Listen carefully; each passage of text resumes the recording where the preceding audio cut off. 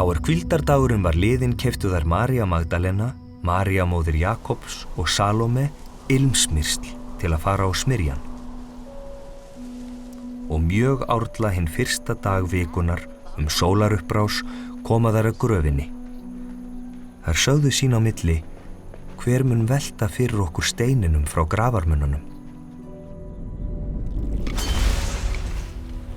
En þegar þær líta upp, sjá þær að steininum hafði verið velt frá, en hann var mjög stór. Þær stíga inn í gröfina og sjá ungan mann sitja hægra megin, klæddan hvítri skikkju, og þær skelfdust.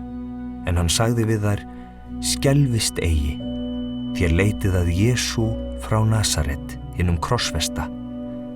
Hann upprisinn, hann ekki hér.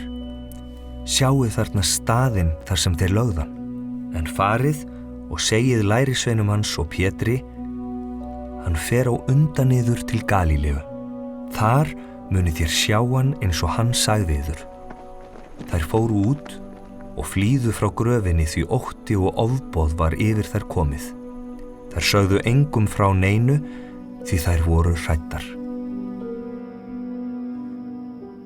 Þegar Jesús var upprisinn árla hinn fyrsta dag vikunar birtist hann fyrst Maríu Magdalenu, en út af henni hafði hann rekið 7 illa anda.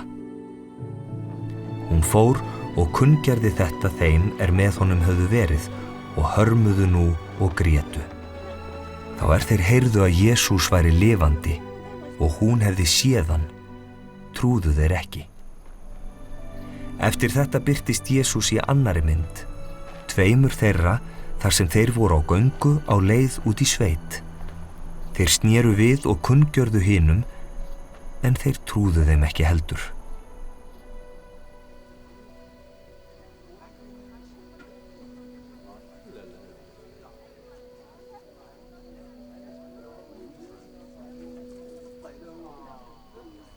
Seinna birtist Jesús þeim 11 þegar þeir sátu til borðs og ávítaði þá fyrir vantrú þeirra og þverúð hjartans, að þeir hefðu ekki trúað þeim sá hann upprisinn.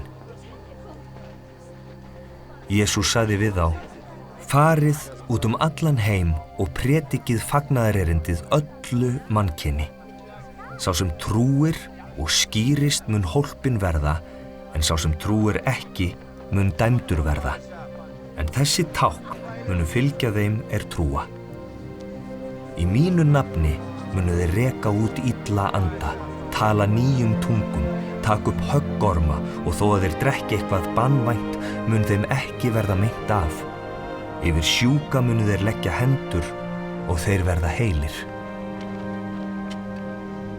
Þegar nú drottinn Jesús hafði talað við þá, var hann uppnuminn til himins og settist til hægri handar Guði.